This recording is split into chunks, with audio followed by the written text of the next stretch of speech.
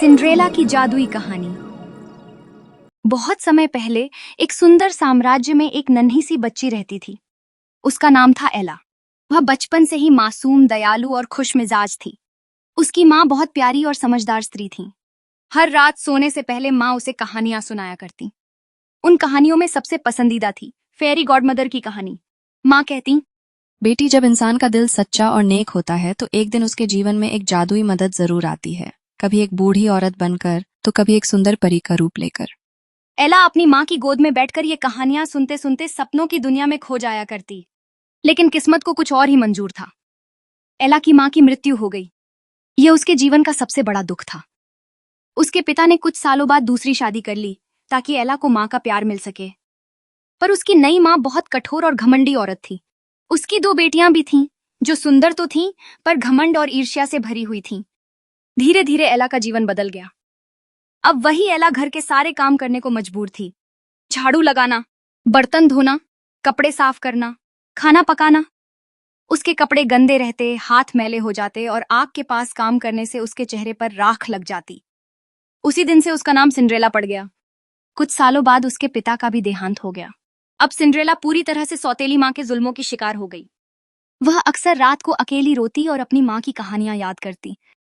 उसे लगता कि शायद कभी उसकी फेरी गॉडमदर सचमुच आएगी और उसका जीवन बदल देगी। एक दिन खबर आई कि राजा के बेटे राजकुमार का विवाह होना है। इसके लिए पूरे राज्य की युवतियों को राजमहल में होने वाले नृत्य समारोह बॉल में बुलाया गया।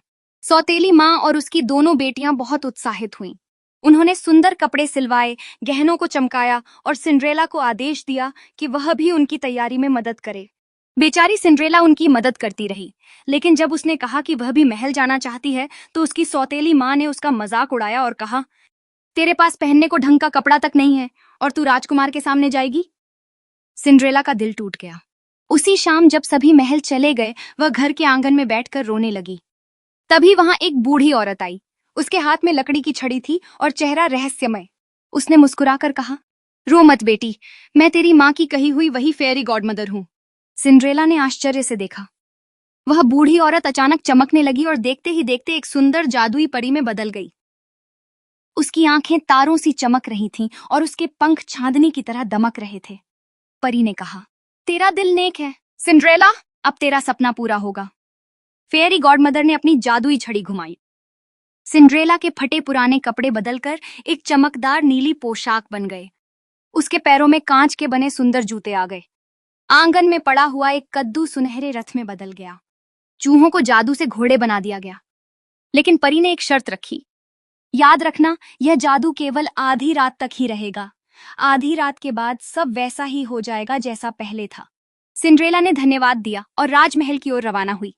जब सिंड्रेला राजमहल पहुंची तो सबकी नजरें उस पर टिक गईं। वह इतनी सुंदर लग रही थी कि किसी ने उसे पहचाना तक नहीं। राजकुमार की भी नजर उसी पर पड़ी। उसने सिंड्रेला को अपने साथ नृत्य के लिए आमंत्रित किया। दोनों ने पूरी रात नृत्य किया। राजकुमार सिंड्रेला की सुंदरता और भलमनसाहत से मोहित हो गया। लेकिन तभी घड़ी ने 12 बजाए। सिंड्रेला को परी की बात याद आई। वह घबराकर भागने लगी। भागते भागते उसका एक कांच का जूता सीढ़ियों पर छूट गया। राजकुमार ने उसे उठाया और कहा, जिस युवती का यह जूता होगा वही मेरी पत्नी बनेगी।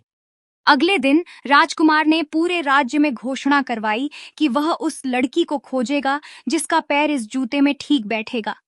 सिपाही हर घर गए। सौतेली बहनों ने भी कोशिश की, लेकिन उनके पैर उस छोटे से कांच के जूते में नहीं समा सके। आखिरकार वे सिंड्रेला के घर पहुंचे। सौतेली माँ ने उसे अंदर छुपाने की कोशिश की, पर सिंड्रेला बाहर आई। जब उसने जूता पहना तो वह बिल्कुल फिट आया। तभी फेरी गॉडमदर फिर प्रकट हुई और मुस्कुराकर कहा, यही वह सच्ची और नेक दिल लड़की है।